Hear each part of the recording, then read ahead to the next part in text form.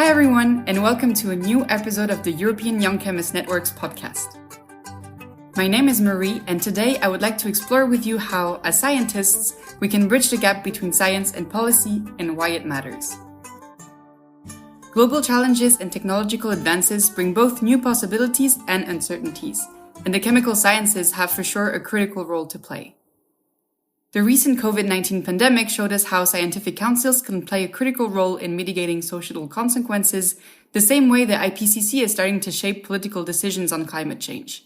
But there are still many barriers preventing scientists to help shaping global policies, and this is what we will talk about today. To dive into this topic, I decided to bring not one, but two outstanding guests who are both driven by science policy. And so to bridge the gap, we have from the science side, Professor Jovana Milic. Jovana is currently an assistant professor at the University of Fribourg in Switzerland and leads the Smart Energy Materials Group at the Adolf Merkel Institute. On top of her outstanding academic achievements and awards, she was very early on involved in outreach activities, including in science policy, as an EYCN alumni, and still now as an executive board member of the Swiss Young Academy and a member of the Global Young Academy. And from the policy side, we have Martin Kottmeyer. Martin is currently the Science Communication and Policy Officer at EuChemS, where he's involved in EuChemS European level science policy activities in Brussels. He also manages EuChemS communications, so publications, web pages, and social platforms. He holds a master's degree in political science and a bachelor in international relations and anthropology. So a warm welcome to the both of you, and thank you for accepting my invitation. So maybe to start, to get the topic from a very general perspective, could you both give a very quick definition of what science policy is for you? Maybe Jovana, if you want to start.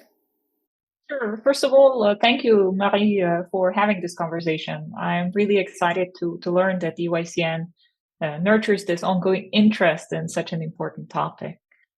I think it's important to, in the context of this topic, also distinguish science policy and science for policy, which we have been particularly involved in the context of the EYCN and where most of my intervention will be focused on. And when it comes to science for policy, this primarily refers to science-based or science-informed policy decisions from my perspective. I would also like to thank you for inviting me and thank you for taking up on this complex but important topic. And I agree that science for policy and science policy is different, but I would also say there is huge overlaps. So science for policy, then providing evidence and information, and then science policy is dealing with that information, policymakers making their decisions. But in addition, science policy, I would also add policy decisions which go the other direction. So policy decisions which influence science, which influence funding, which influence the structures of research programs. We will go on the details later, but yes, this would be my definition. Yeah, I think it's really nice that you brought it up, Jovana, because science policy actually is an umbrella that covers science for policy, and as you said, Martin, policy for science, which are intertwined, and it's sometimes hard to really get the difference between the two. So maybe to start, so as I said in the introduction, Martin, you're quite involved within EuChemS in all the science policy activities. Could you maybe tell us a bit more about the role of EuChemS in advising policymakers and giving a recent example of an example where you were involved? Certainly. So we are involved primarily with two institutions, the European Commission and the European Parliament. Now, just for context, the right of initiative is with the European Commission. So the European Commission comes up with proposals which then discussed at the Parliament, and the Parliament decides whether those proposals go through or whether they go back with comments. It's a very oversimplified way, but just to understand. So, with the Commission, we are members of a few stakeholder platform and policy advisory groups, namely the Zero Pollution Stakeholder Platform, which is, and I know for scientists, zero pollution is a bit of interest. It's not correct. It's never going to be absolute zero. But from a communications point of view, zero pollution indeed sounds good, and it's a noble goal. And alongside that, we are members of the Sustainable Chemicals Platform. It's called a little bit different, but to put it simply. So these two are working groups of the Commission, or stakeholder platforms at the Commission, to figure out what kind of proposals the Commission should make. So we are with these at the very beginning of the legislation process. But it's not just us. A whole lot of different stakeholders sit around, give their input to the Commission. And we are one of those many stakeholders, and we give inputs from the European community of chemists. And the other part, the European Parliament, here we do monitoring, as in we listen to the key points of the policy agenda and try to inform the chemistry community about it. But we also organize events. Recently we had an event on the element of phosphorus in the European Parliament, and we like to invite members of the European Parliament and other policy-oriented people where we can expose them to a broader horizon on the topic. So these are the two most recent, in fact, three most recent examples. So there's two stakeholder groups at the Commission and the general activities at the European Parliament. Awesome, thanks. And yeah, I've followed the one on phosphorus and the ones on nitrogen, and I have to say they're both available on YouTube still for people who are interested to watch how the discussion went, because I think it's a beautiful illustration of researchers giving science for policy in that case. Awesome. Then, Giovanna, now moving from the perspective of a young researcher, what brought you in the first place to be involved in science policy? This is, of course, an important question I often reflect on in the continuous engagement within this space. And I mean, we're increasingly aware of the complexity of the world we live in, and the importance of the appropriate policies to address some of the most pressing challenges worldwide, from the climate emergency through healthcare to numerous geopolitical crises, where science can play an important and often critical role in providing some of the most suitable or appropriate solutions to address this across the spectrum of issues. So as a young researcher in general, I found it very, very surprising to realize that despite the critical importance of science in this context, there are very few scientists that are present within these decision-making tables worldwide or providing science-informed policy advice. And this especially refers to the early and mid-career researchers, which motivated my involvement eventually in this science for policy and science diplomacy landscape. Now, when it comes to, in general, going beyond in this process of reflecting on the motivations and efforts that stimulate really this engagement, when we think about the challenges that can affect or limit or prevent or that contribute to some of this limitation of the involvement of the scientists within the spaces and early career researchers, of course, the answer is quite complex, and many factors contribute to addressing it, from national political landscapes to different disciplinary limitations. But perhaps some of the key points that I would like to focus on and highlight on this occasion is really some of the important gaps that I believe we can still put more effort into addressing. And these are the culture, communication, and relationships within these science policy interfaces, which I believe require more systematic or approaches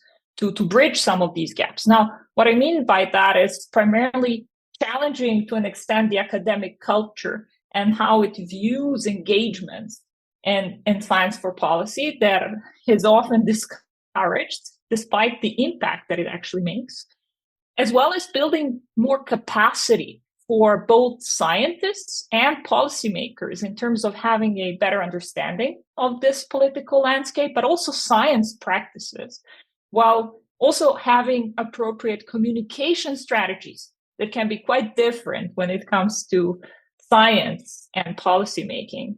And finally, also establishing relationships between scientists and policymakers that can contribute to more trust in science for policy or science overall, which further really stimulate my involvement to engage researchers in this process at the very early stage.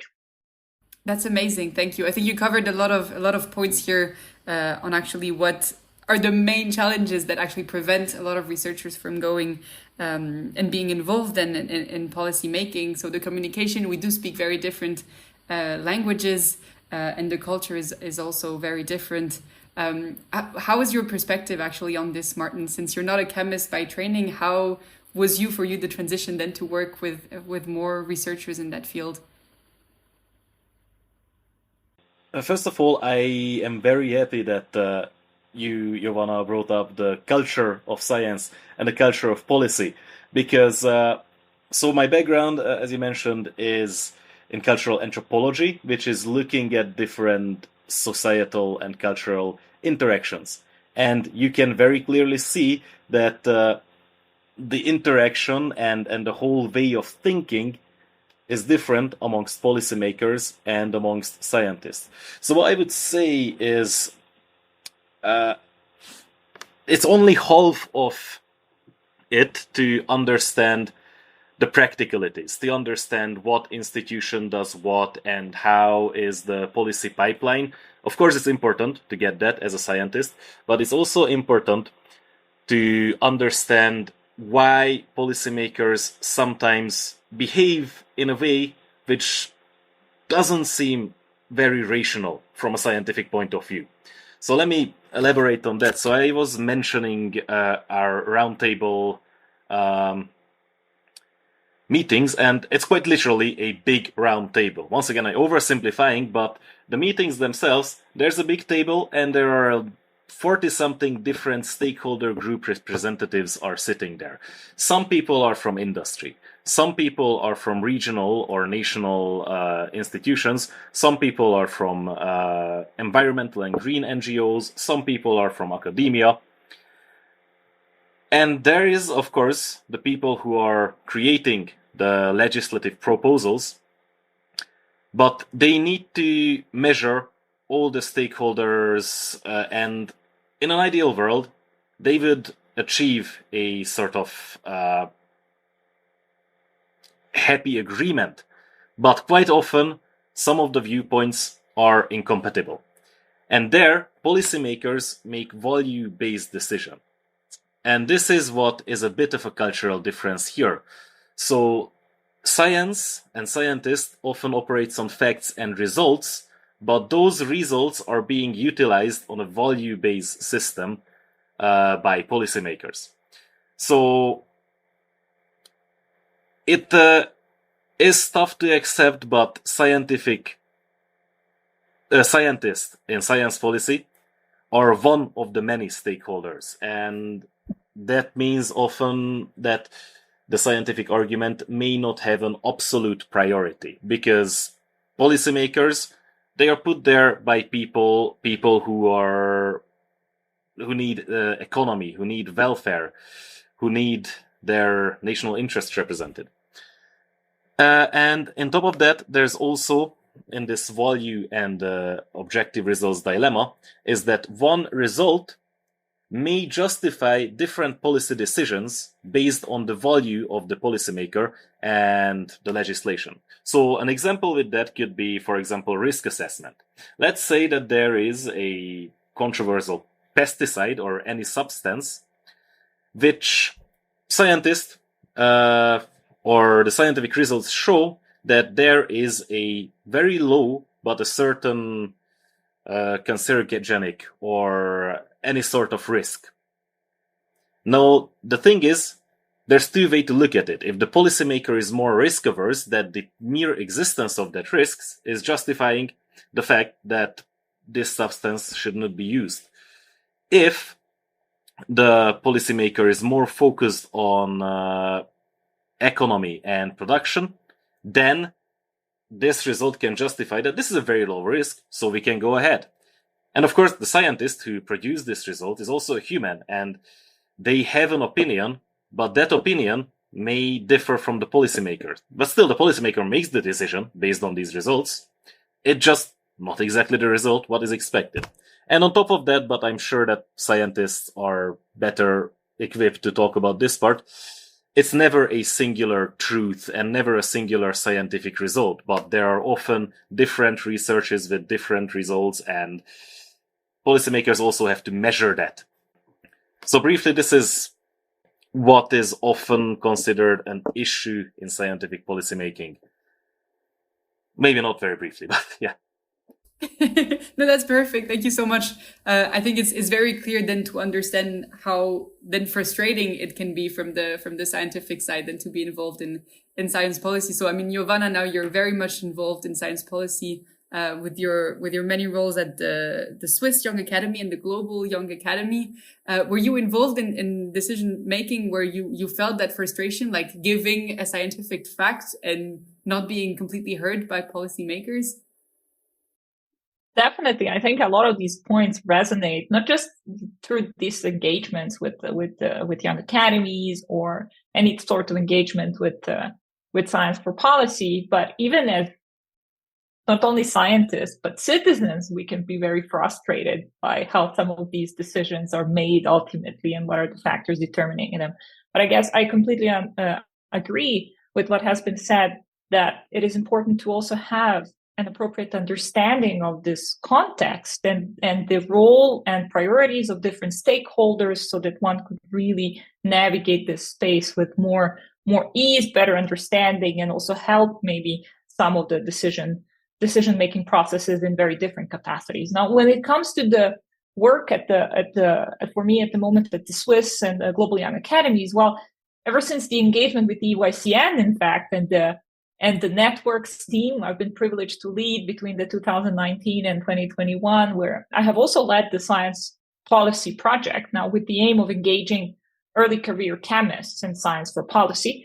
We really realized that there are a number of these challenges, but there are also opportunities, right, for actively contributing to this gap by engaging early career scientists and chemists in a number of initiatives and collaborations to really more effectively contribute to this space. And we have really realized that in this process, that there is a need for such engagement and having this conversation, which resulted in a number of collaborations that not only with EuChemS, but also with the European Commission through several projects and initiatives, such as the leading to the EuChemS members being one of the stakeholders, to the European Green Deal, and in particular, the Safe and Sustainable by Design initiative, among others. But now thinking about this, the challenges associated with this and the opportunities beyond the singular discipline, because one of the challenges and often source of frustration can be the fact that these are very cross-disciplinary issues and questions that need to be addressed. And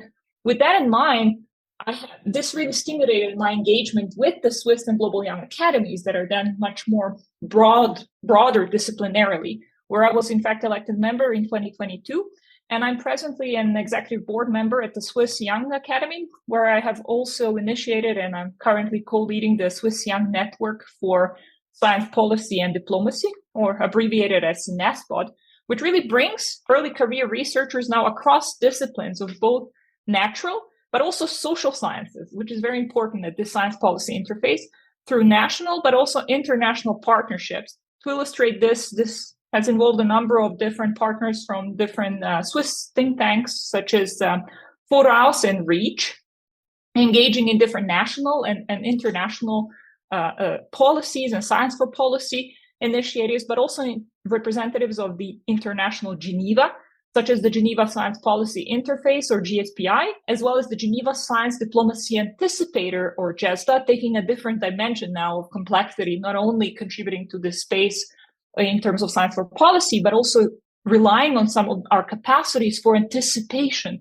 also of appropriate policies in this context, with whom we have collaborated over the past years on several projects and initiatives, bringing now more young scientists at the science for policy and science diplomacy interface in Switzerland, but also more globally.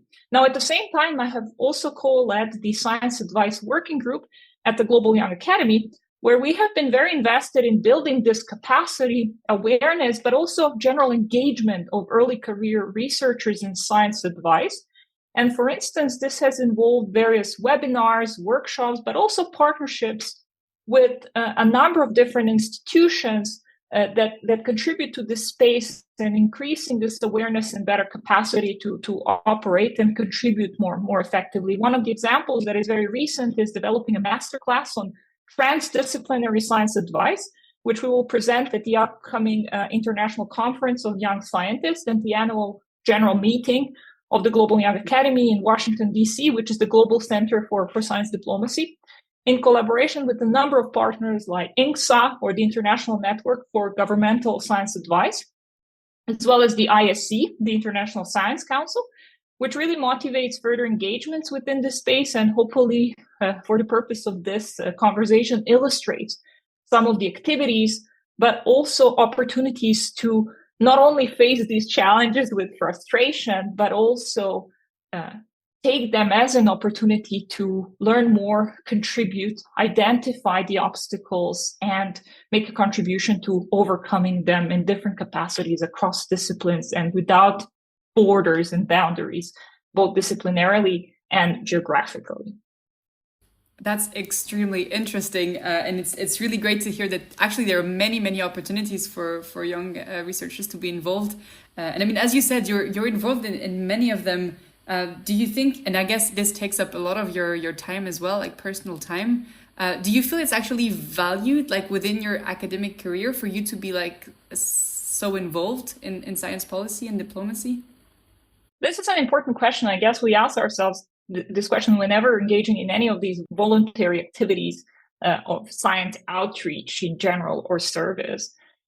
People have different perspectives, and we are always met with praise and criticism of whatever we do. I guess this is something we need to be comfortable with whenever we really want to make a difference and drive a positive change. But in general, I would say that my philosophy is that this has been very enriching overall. And I believe that it is not something that just takes up our time in an effort to make a broader impact or engage beyond our respective core research activities, but it actually enriches the ongoing activities in many different capacities. We live in a world that is so, of course, increasingly complex, where we as researchers and citizens cannot just, at least from my perspective, hope that things will improve and change and complain about the challenges, while naively believing that, well, there is nothing that we can really do. And on the other hand, trying to separate ourselves fully and naively believing that, well, science for policy has a lot to do with politics, and this is something that scientists have no space in, without realizing that, in fact, any of the policies affect us as well as scientists. So through this effort and engagement, similarly to the EYCN, I believe that our research has also immensely benefited from, in terms of having different creative perspectives, realizing that some of the approaches have much more impact to make. I mean, there are many examples that I can bring up. Some of them, for instance, in the context of the climate policy and a number of exchanges, this is always a good example. My research focuses on materials, for smart materials, for particularly in the context of energy conversion and renewable energy technologies, which I'm very mindful of from the perspective of the impact of these technologies on the climate emergency that is relevant for climate policy as well. And when we think about this research domain, naturally, we maybe interact more with people in the chemistry field, materials, or people in the engineering field. This is already a very interdisciplinary field, right, in terms of developing appropriate devices. But it is often very important to go beyond and exchange with people who are involved in climate policy from the economic perspective or environmental risk reduction, which enabled us to really think beyond in the context of our materials as well. So these are just examples of how these initiatives create opportunities, enrich the spaces in which we operate as researchers, and contribute to a healthier and ultimately more productive environment. So I feel that this complements all the activities, and I see that context my role as a researcher and the space where I could perhaps contribute with my position as a researcher and academic as well. Yeah, I think that's really important. I'm glad you brought up some examples, because very often scientists do feel a bit disconnected from the politics and the policy side, but really without realizing how much it can affect them from a research perspective, right? Including fundings, but also specific policies. Maybe Martin, could you give some examples, like at the European level on policies that would affect researchers, like not regarding their fields, but more generally? Certainly. Well, just before that, I am, first of all, I hope I did not sound too cynical with my previous talking points, because I fully agree with you, Joanna, that it is a very noble quest and it's very important. I just illustrated that what you said as well, it needs to have an interdisciplinary thinking. And what EuChemS Secretary General Ninette Hrashte is often saying, we hear a lot about how scientists have to learn and adjust to deal with politics and politicians, policymakers.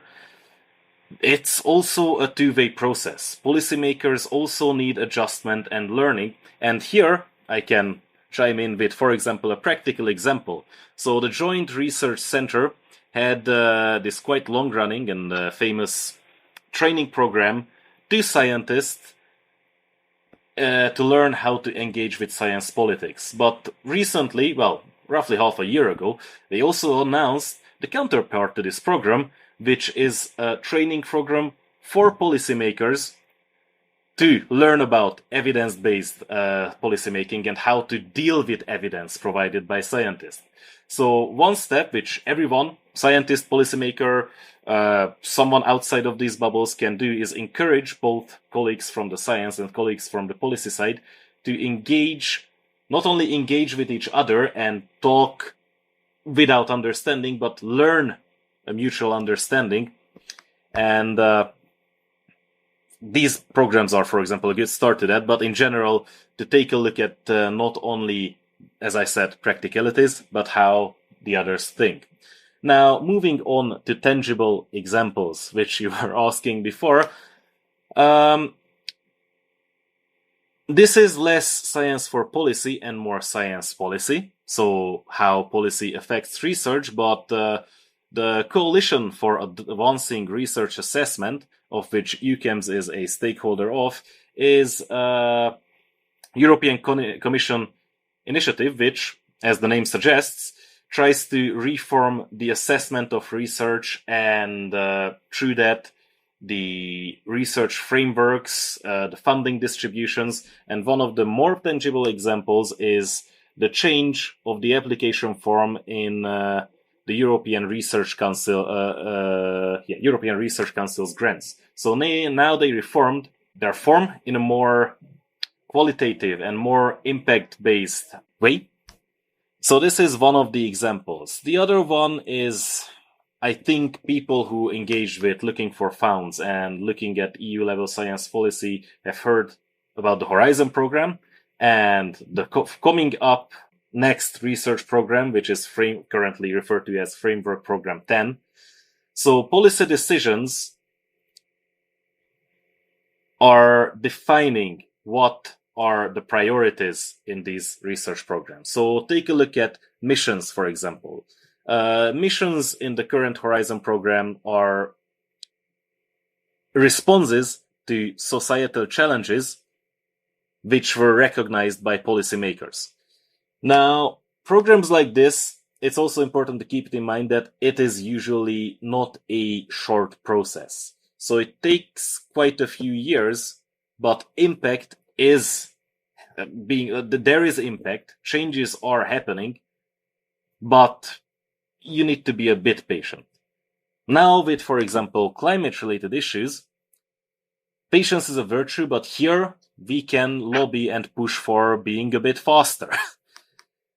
In practice, there are changes, such as the ECR form and Horizon, and there are also changes with less funding, but more general policy related and welfare-related decisions. So, for example, the fairly controversial revision of REACH, which is a directive on chemicals assessment, European level. So basically, these are regulations which doesn't define research per se, but it defines chemical use, and quite important part of research is how to handle, how to use, how to utilize these chemicals.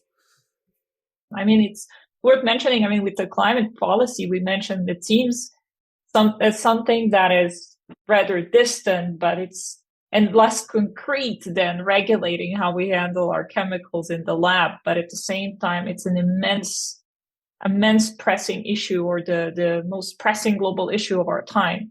And I think it is a great example on how we need to also reflect on whether there are opportunities to refine the process in general on how science for policy operates, and what are the timescales, which is sometimes coming back to the challenge as a source of frustration, I think, that limits the involvement or the engagement of early or researchers in general and scientists, because the timescales are very different. Even though we are used to having long-term engagement and dealing with complex issues, this is a different question, and what kind of factors limit some of this. I mean, I've recently been very humbled to realize to understand a bit better some of these engagements through the efforts of the young academies to, for example, recently issue a charter with the statement on the academic freedom that is continuously endangered with the changes in our political landscapes globally.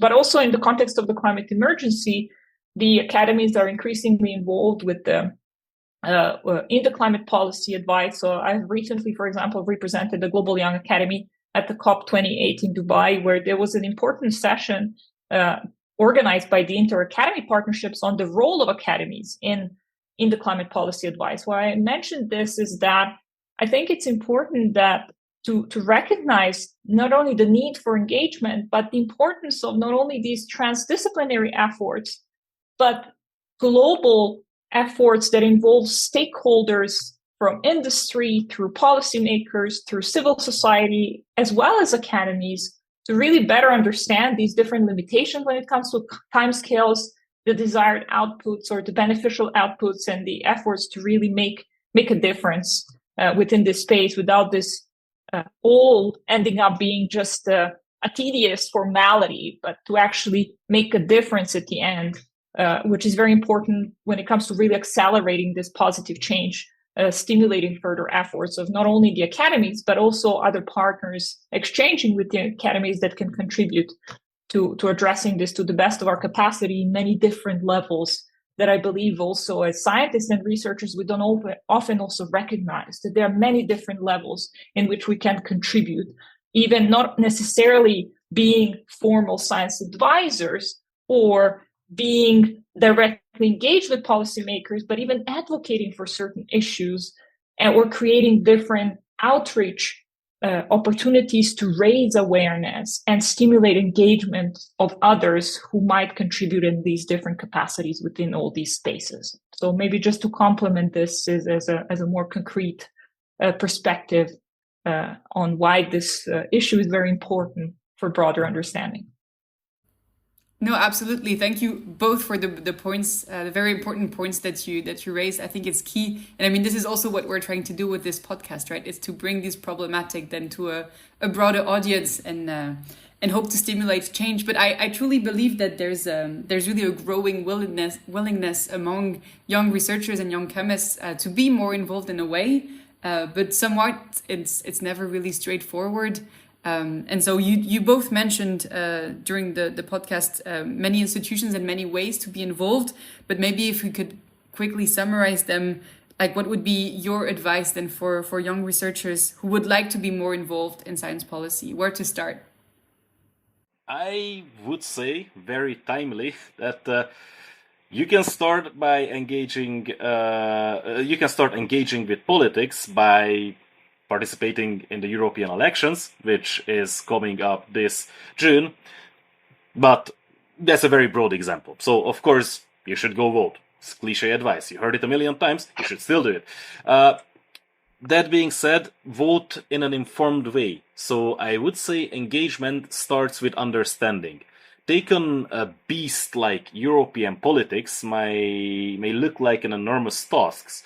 So I would say identify the key areas. So for example, the specific initiatives, the zero pollution initiative of the European Commission, or the sustainable chemical strategy, or look around a bit, figure out what are the key talking points and policy agenda points which you would like to be focused on.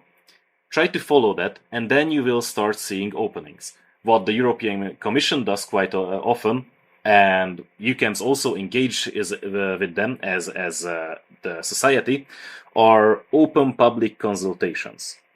There might be questionnaires, there might be calls for evidence, there might be opportunities to comment these proposals, which you can do as an individual or as a researcher or as a research group, as an institution. These are ways to engage. And of course, if you convince your research group to submit a response, then it may have had a bigger weight in the policy decision than if you did individually. But if you have an individual opinion, you also have the means to do that.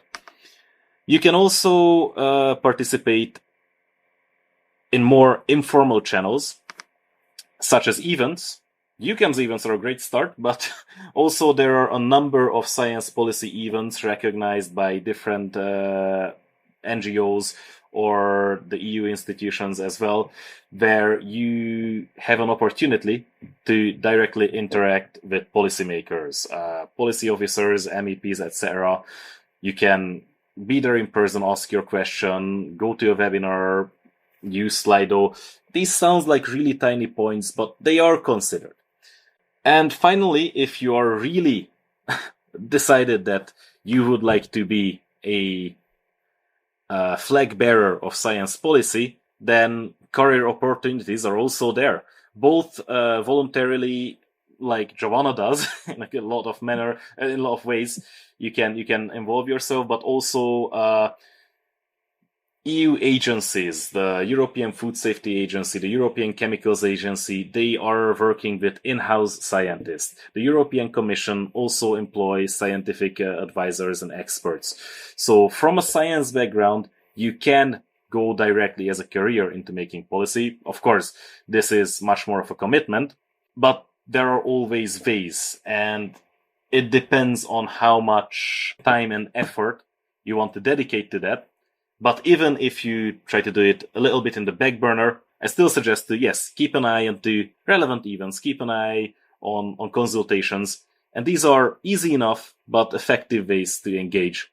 But just repeating myself, first thing first, try to get a comprehensive understanding of policy topics you're interested in. Yeah, these are really great points, and I think it summarizes the key elements very well. So I might try to just complement this from a perspective of a researcher. I hope that in general that this EuChemS podcast will also contribute to more involvement in science for policy and diplomacy. This is really a great way. So I mentioned science for policy, but also science diplomacy, which is a topic very close to my heart. We haven't really discussed very much, that goes beyond just the science for policy advice and really considers science also as a universal language and a tool for peace and sustainable development, which is an increasingly important topic to consider within this space. Now, although we are often discouraged, as we have seen also discussed on this occasion for a variety of reasons, well, the situation worldwide is also changing. And I'm pleased as a scientist, but also as a global citizen, to find more scientists involved, both nationally and internationally, at these many levels. And I really hope that this trend will continue. So if you're really interested in getting involved, there are many points of engagement that you can consider, some of which are already outlined, but I try to maybe summarize some of the complementary ones. First of all, more disciplinarily focus.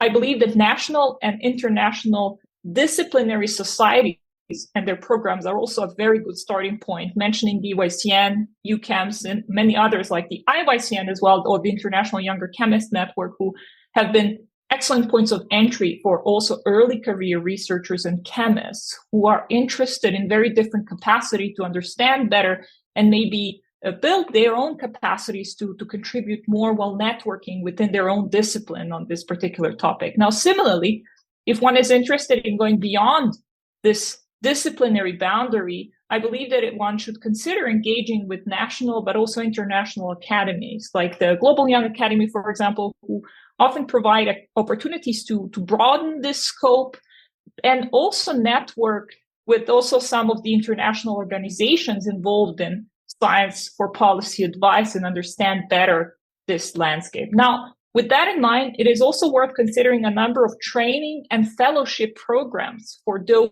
who are really motivated to learn more and maybe even answer the question for themselves if this is the space that they would be willing to contribute to or that they're passionate about. And there are many programs such as those organized by, I mentioned, INSA, ISC, there is an International Academy Partnership, as well as many others. There is the AAAS, we know in the US, but there is an increasing number of also national programs for engaging with different training opportunities for both scientists and policymakers, with national parliaments, with governmental agencies that can provide training and also funding for even networking opportunities at the science policy interface. Now, finally, maybe two additional points that have already been made, but to emphasize, there are also opportunities to contribute more directly with our core scientific expertise. So we've already heard about these calls for experts by different organizations like the European Commission. So I think it's worth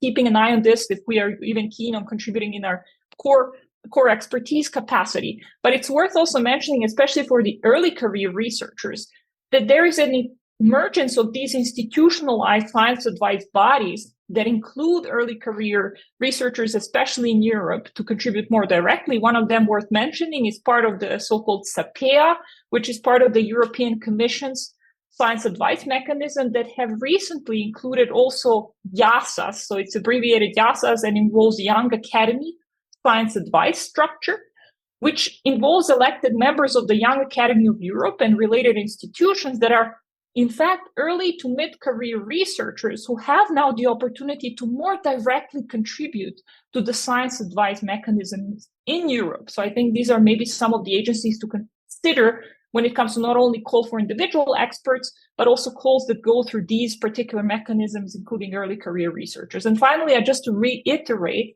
if you're really passionate and you realize how much you can still contribute, I think it's worth considering these science advisory career paths that are still available in Europe, especially, and across the globe. And we are really lacking scientists from the current perspective.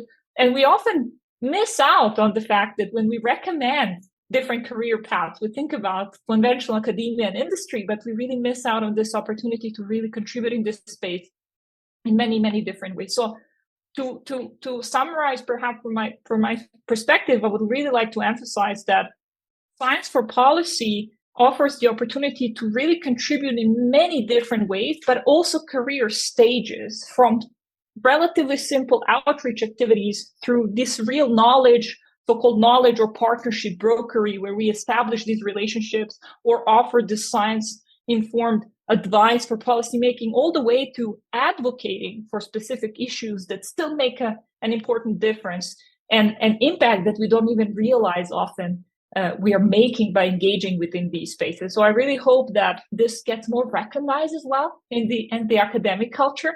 And as I firmly believe, it can contribute to really building more trust in science overall in the context of science advisory, but also addressing some of these most pressing issues worldwide. And I think these are very wise words to end this podcast with. I want to thank you both for sharing your experience. I think it was extremely valuable, and we did discover that despite the cultural barriers, the communication barriers, there are actually many growing opportunities for scientists to be more involved and be more engaged in science policy. And as you said, it really matters and it's really important. So I hope this podcast will be able to reflect that. Thank you both for your time. Thank you for the invite. Thank you so much. It's been a pleasure.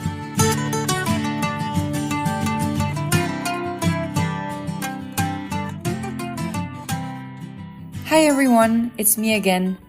I hope you enjoyed listening to this podcast as much as I enjoyed recording it. If you did, feel free to check out the links in the description. Otherwise, check out our last episode where Carl interviews the former president of EuPac, Professor Javier Garcia Martinez, to discuss the EuPac Top 10 Emerging Technologies. And stay tuned for upcoming episodes.